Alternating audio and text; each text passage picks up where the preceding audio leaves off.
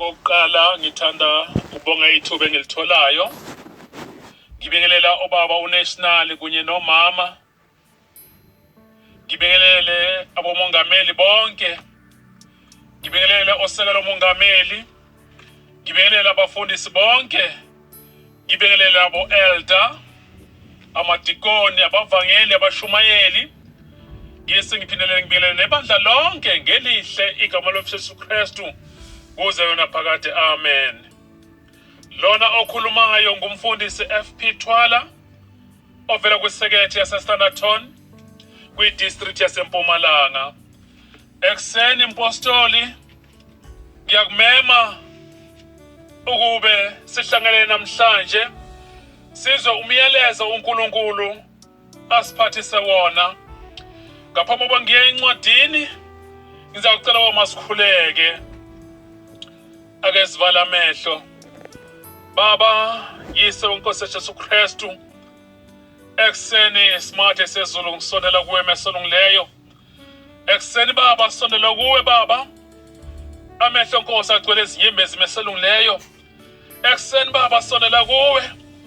Izinhliziyo baba zikhophoza igazi mesolungileyo. Basishile baba ebesibathanda mesolungileyo. Zisishile baba izihlobo zethu mesolungileyo. Siyakhala kuwe smart esezulu. Ekseni baba sondela kuwe baba. Sicela Nkosi mawungenelele baba izimpilo zethu mesolungileyo. Silizwile baba ulaka lwakho mesolungileyo. Sale songenelela smart esezulu. Ekseni baba siyakunxusa mesolungileyo. Ngenelela baba komunye nomunye umpostoli mesolungileyo. Mpha amandla mesolungileyo. Umgcine umpostoli mesolungileyo. Nasekuseni baba siyakunxusa smart esezulu. Ze usipha amandla mesolungileyo. Liyashabalala ithemba mesolungileyo. Ayaphela amandla baba nongileyo. Isikhathi baba sibhena naso mesolungileyo. Siyawaqeda amandla mesolungileyo. Iyaphela ithemba smart esezulu. Nasekuseni baba sicela sinethemba baba. Kuthi baba uzawungenelela abezimpilweni zethu mesolungileyo.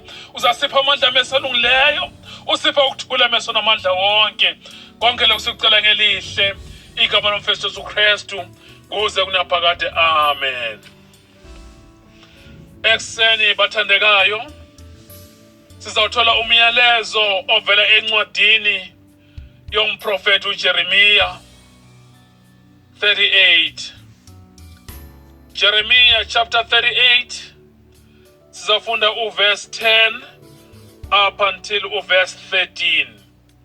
Ifundeka ngalendlela isihloko esikhulu ukukhululwa kweJeremiya emgodini. Verse 10. Inkosi yasimyela uEbed-Meleki umkhushe ithi, thabatha laba abantu abangamashumi uhambe nabo. Umkhiphe uJeremiya umprofeti emgodini engakafi.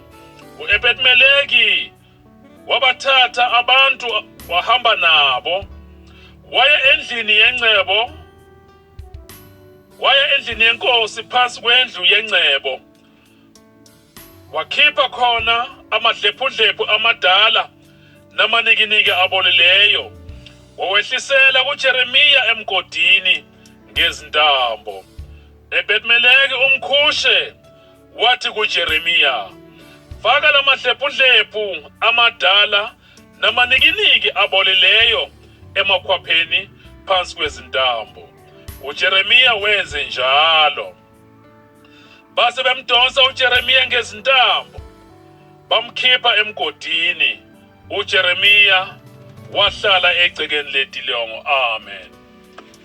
Na incwadi esiyitholayo namhlanje uJeremiya ukhishwa emgodini. Umyalezo enguphethe namhlanje okuwumyalezo omfushane uthi phuma emgodini kungakafiki ukufa. Isikhathi esiphila kuso namhlanje sifishane ngendlela yesimanga. Life is too short these days. Mukela uJehova angakakhumbuli. Uma ifunda le ndaba kuvela izinhlobo zabantu ezintathu. Umuntu oqala abantu abathunywayo abathunywa inkosi ukuthi bawukhipha uJeremiya emgodini. Abantu besibili abantu abafaka uJeremiya emgodini. Umuntu ogcina ngowesithathu uJeremiya uqobo ofuna ukukhishwa emgodini. Kungenzeka namhlanje umpostoli othandekayo osemgodini.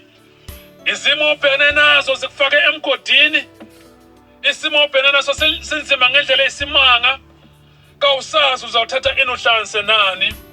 uJehova kuphela wangenelela empilweni yakho akusize kulolu sizo obhekene nabo.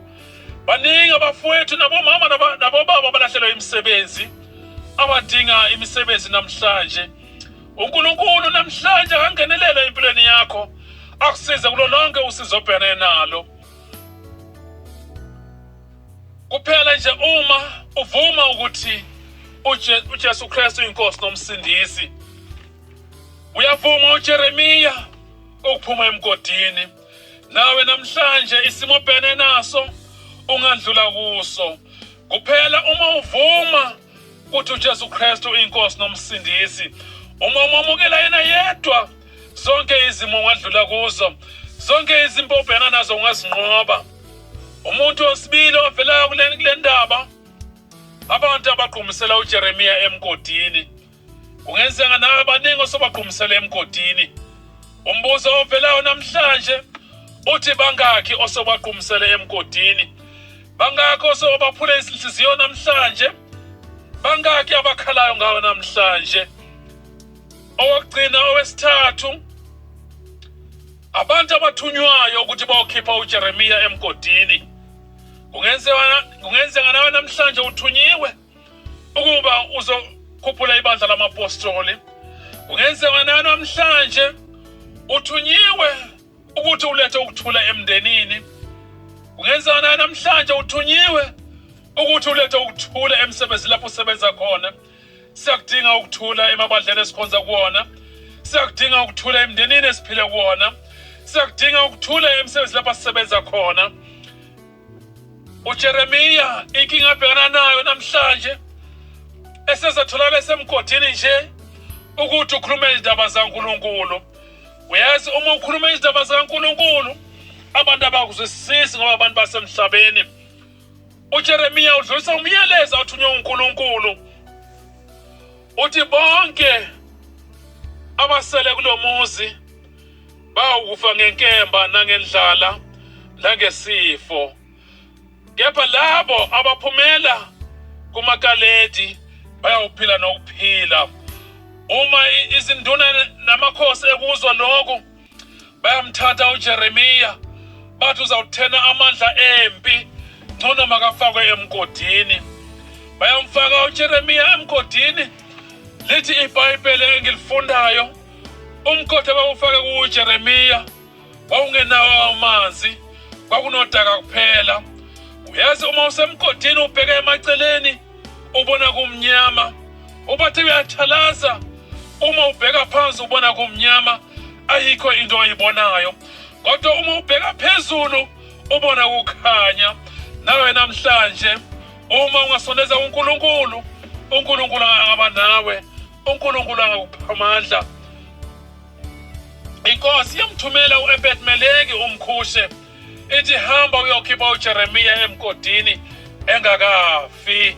Uyahamba umkhushe uthatha amadoda angama-30. Uyaqinisekisa ukuthi uJeremiya uzawuphuma emgodini. Yizwa umkhushe uma selitholele igama ukuthi uyokhipha uJeremiya emgodini. Uyahamba uya endlini yencebo uthatha amadlebhudlebhu, uthatha amanikiniki, uthatha izinto ezingenamsebenzi, uthatha izinto ezibolileyo, uyazihlanganisa, uyazithunga ziba yintambo, uzehlisela kuJeremiya emgodini. Izinto zikaNkulunkulu zisebenza ngenye indlela. Omunye bengacabanga ukuthi kungani angathathanga amasiliva namagolide, kodwa uthatha amadlebhudlebhu, uthatha izinto ezibolile, uthatha izinto ezinukayo. Nawe namhlanje kukhona izinto engenzeka, izinto ezidelelayo, izona izinto ezakusiza.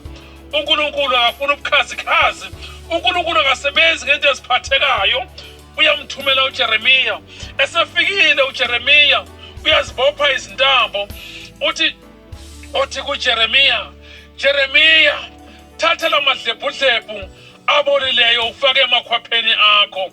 Yize uJeremiya ngoba uyawazi ukuthi laba bantu bathunyelwe uNkulunkulu, akaphenduli nokuphendula, akabuzi nokubuza ukuthi kungani ningikhiphe ngezinto ezinukayo, kungani ningikhiphe ngezinto ezibolile.